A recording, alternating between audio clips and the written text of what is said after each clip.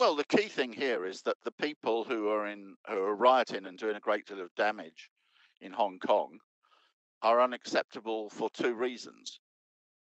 Firstly, and most immediately, is because, of course, they're very violent rioters who are damaging the situation, and no country in the world, except people assaulting people on the streets, smashing up property, and other matters like that. If this was happening in the United States, already many of the rioters would have been killed by the American police. I mean, it's astonishing that you have even yesterday in Minneapolis, you have riots because of the killing of a black person, by the American police, and this is treated as normal, whereas in the Hong Kong, nobody has been killed by the police. So that's the first.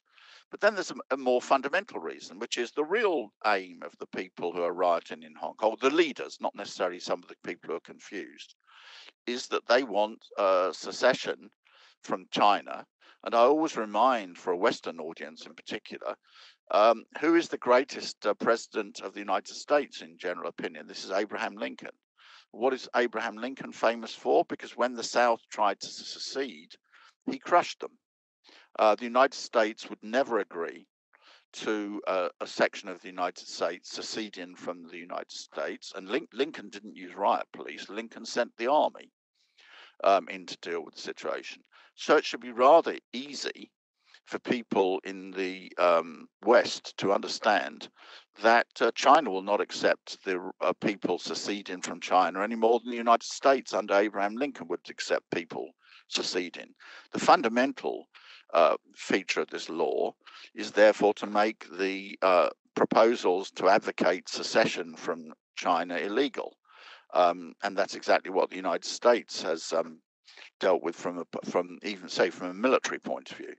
And then there's the more immediate one, is to deal with the violent rioters. That's all that seems to be involved, and it seems rather mild compared to the way that the United States would deal with such a situation, for example.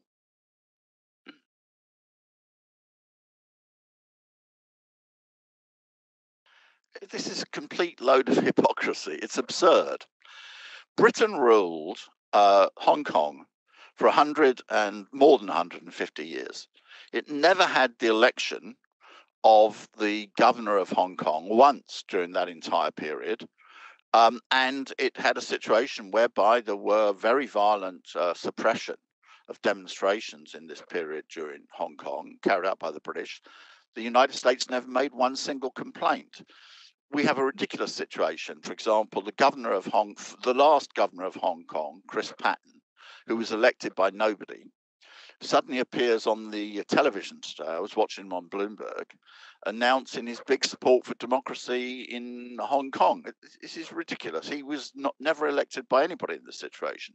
The United States made not one single complaint about the British activity during this entire period, and suddenly it decides that the situation in Hong Kong takes actions by the United States. This is just pure 100% hypocrisy, that's all.